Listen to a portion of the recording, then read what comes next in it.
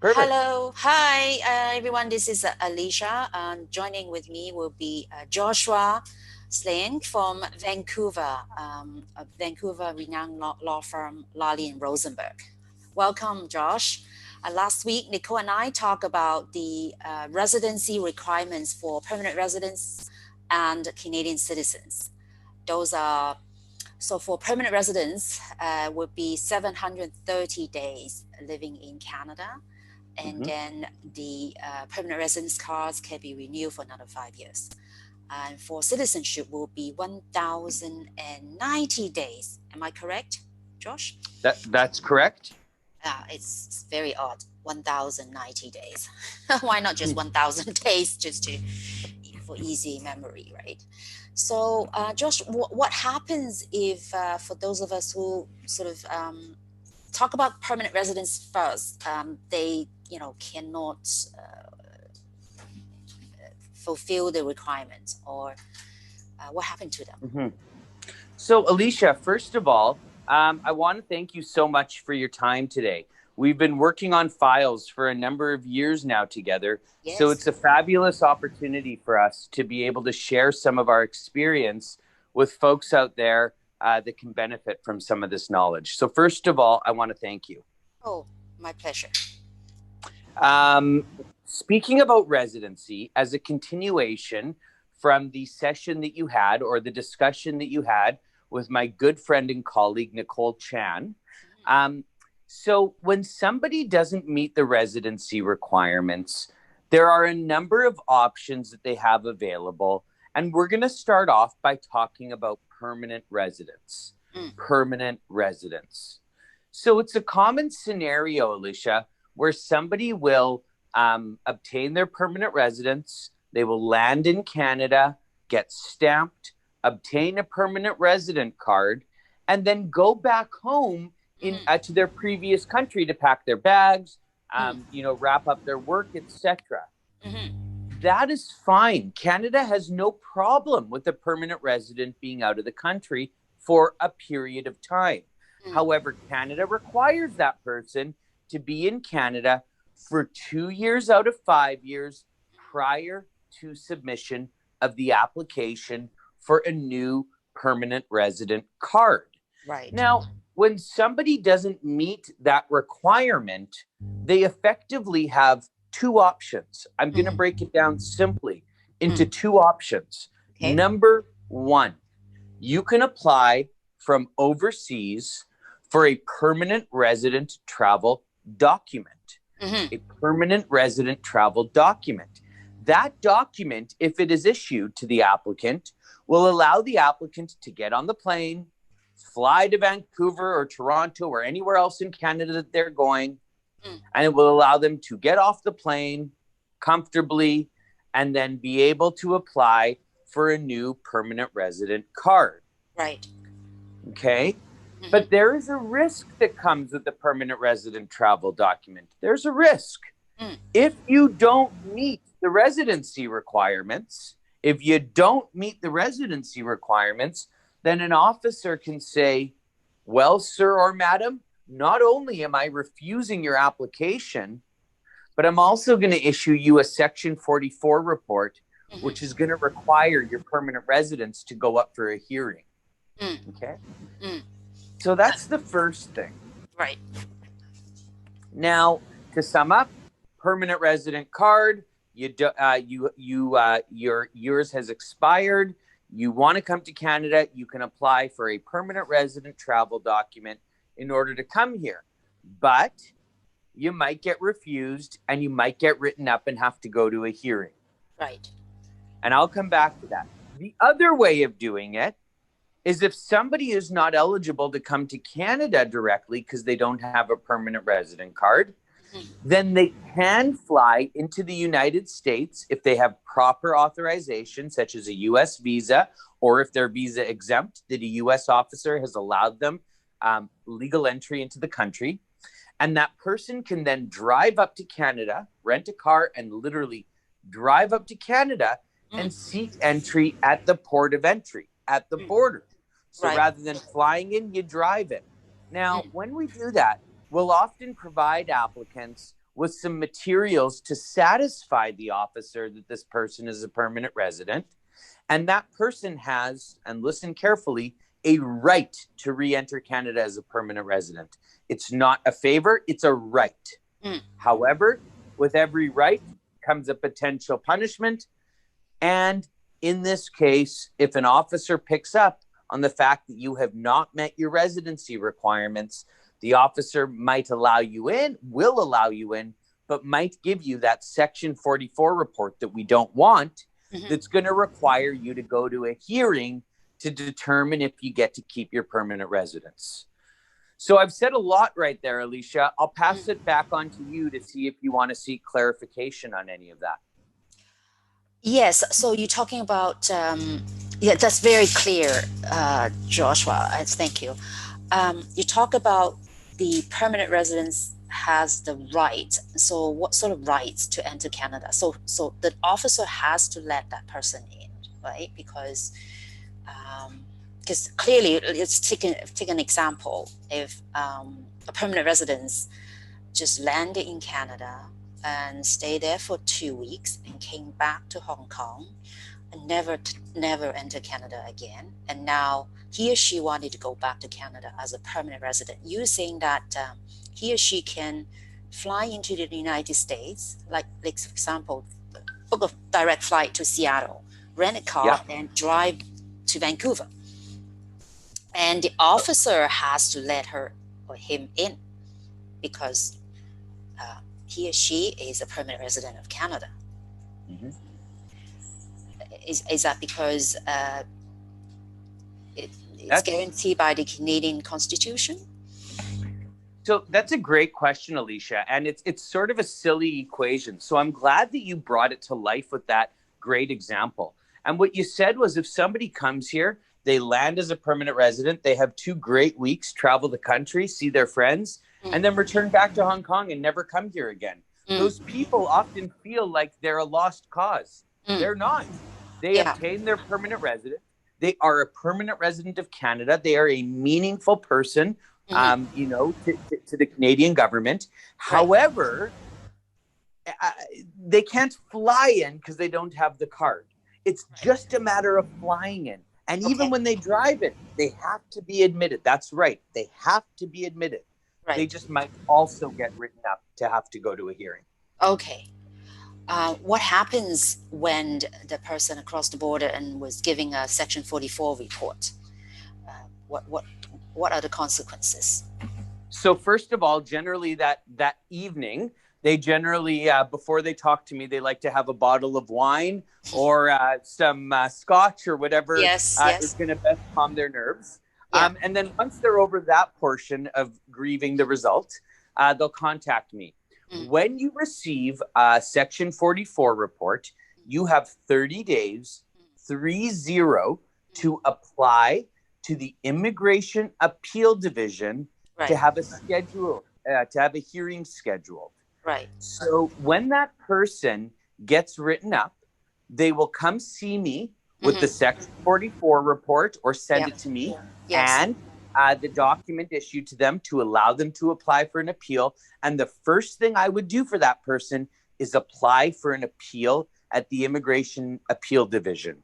It will take approximately, why don't we say, anywhere between 2.5 months to 8 months in order to be given a date. In order to be given a date, and then you have a hearing date, and we prepare for the hearing before that date. But Alicia, let me tell you something, if you don't mind, something that's very special about this hearing. At this hearing, they are prepared to take into account humanitarian and compassionate considerations. And that's very special. What that means is that if Elizabeth doesn't meet the residency requirements, but Elizabeth has a business here or a property here or grandchildren here or real life things that capture the human heart, then there is a chance that despite Elizabeth having only been in the country for 1 year out of the last 20 years, there's still a chance that Elizabeth is going to be able to keep her permanent residence, depending on how the case is presented and how the judge/member decides. Okay, that's interesting. So, so, so after Elizabeth arrives in Vancouver, for example, from Seattle, Mm-hmm. if she's giving a Section 44 report and we apply for appeal, so it takes about 8 to 9 months, right? So then you prepare a file for him, represent her, and then what happened there? So would the So, judge decide, accept your compassionate and humanitarian appeal? so that's a great question. And the first answer is, if I knew if the judge would decide favorably, I'd be a way richer man than I am. That's a promise. Yeah. But what I will say is, what we do is it's I can't recall the exact number of days, but there's a rule that a certain number of days before the hearing, counsel has to submit the evidence and the that we're going to be presenting at the hearing. And so the evidence is going to range. If the applicant or if my client has children in school, I'm going to want to show birth certificates. I'm going to want to show proof that they're enrolled in school, proof that, Elizabeth is here to or intends to take care of them or to continue taking care of them while they're in school, etc.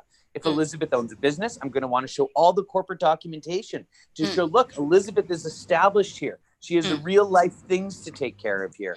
If Elizabeth goes to church or synagogue or the Gurdwara, then I'm certainly going to want to show proof that Elizabeth is connected to the community spiritually and emotionally. If Elizabeth has a husband or wife here, I'm going to want to show proof of that husband or wife to show, look, Elizabeth has a relationship here that's meaningful for her. And it's the totality of that evidence, when you put it all together, that is how it's going to be determined if it's a strong case or not.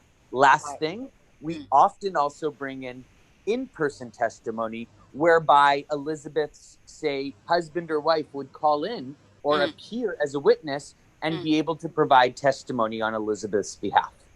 Right. Okay. That sounds very, very promising. Stressful. Stressful, but you're the man. I learned that you are the expert doing this type of appeals. Thanks, Alicia. And you know what? And we've worked together on a number of issues surrounding these appeals. And it's like I always say to you, nobody wants to be at a place where they're paying a lawyer and working with counsel in order to have an appeal. No one wants to be there. Right. But if God forbid you are there, then I always say the cases that I win because I'm working with great people who are working hard and getting me the evidence I need. And the cases that we're not successful on, a lot of the times I can look at that client and say, you didn't bring me this when I needed it. I trained you for this testimony, or I coached you. You weren't listening. You weren't taking it seriously. So it truly becomes, to get an approval in any immigration application, it's a true team effort. Yes, truly is.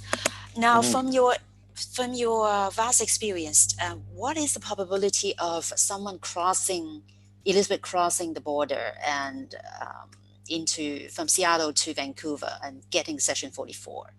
Roughly, what's the probability? Oh, you know how to ask the tough questions, eh? No one's going easy on the lawyer today. Yeah, I try to make the most out of my time with you, Joshua. I know you're busy. No, that's a fabulous question, and the folks listening are going to want to know that.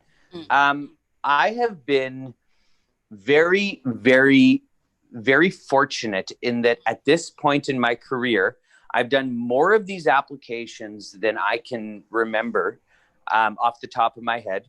And I have never had an outward Section 44 report written. I never have. Wow. Now, the reason for that is because there are materials that I prepare for my clients, and there are a number of coaching sessions that I have with my clients, and there are fees that are fairly significant that are paid in exchange for this, and just because we put so much time in. And I believe that it's that training and it's the depth of those materials that have helped us obtain those results. So I would say that if somebody is going untrained and just sort of winging it, I give it a 50-50. I see. If somebody is going and they're trained and they have materials and they know the framework and they're focused, I won't assign a number probability. I will only share the experiences that I previously mentioned, which have been very successful. And I will say that at any point, I will get a 44 report. Every lawyer will in a situation like this. I've just been fortunate this far. But can I tell you one more thing about a client I recently had? Yes, please. I had a gentleman who hadn't been to Canada in about 20 years. And that was the most that I had dealt with somebody being away from Canada. And when I say he was away, I mean, he didn't even come back for a weekend trip. He was gone for 20 years. He had no businesses here, no properties here, nothing here. We brought him over recently. And when he came, the officers really weren't impressed with him. They did not like how long he had been away. They interviewed him. They took him out of his car. They interrogated him. And in the end, they made a note of everything, but they did not issue the Section 44 report yet. And I don't think that they're going to.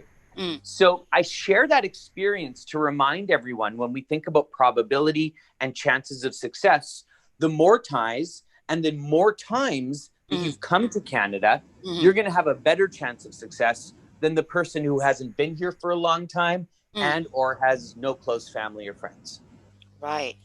Well, thank you for sharing that, Joshua. And thank you for your time today. In summary, basically, there are good news for those of us who I met many of the clients that in the 90s or early 20s, they visited Canada as a permanent resident for 2 weeks or a couple months and came back and never thought about going back to Canada again. Now, they don't have to renounce the permanent residency, and they could actually work with you to enter Canada as a permanent resident. They can, Alicia. And I'll tell you just one more thing to, on a sort of a funny note, is that I've had a few clients lately that called me in order to help them get permanent residence in Canada. And when I was reviewing their file, I said to them, you guys, I'm the cheapest lawyer you'll ever hire. You're already permanent residents in Canada. Yes. They didn't remember. They were 18 at the time, or they were 17, and their parents. Yes. So one thing I want to remind folks is that if you ever had a moment where you remember your mom or dad talking about Canadian immigration, or, you recall seeing a paper on the table, you might be a permanent resident. It's worth looking into.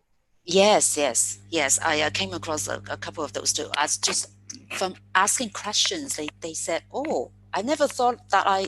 Like you said, they are dependent children. They're going to school. They didn't know that they have permanent residency of Canada. Many of them go through full study permit applications only to realize after they get here. Yes. Sometimes Immigration Canada doesn't even pick up on it. Yes. Yes. Well, thank you very much for your time, Joshua. I know you're busy and it's getting late there. Have a great evening. We're looking forward to speaking with you very soon. Thank you, Alicia. Thanks for all the great work you do. Thanks for keeping these folks educated. And please let the lawyers at Larley Rosenberg know how we can help you and your friends in the future. Absolutely. All right. Okay. Bye-bye. All the best to you. Thanks. Bye-bye.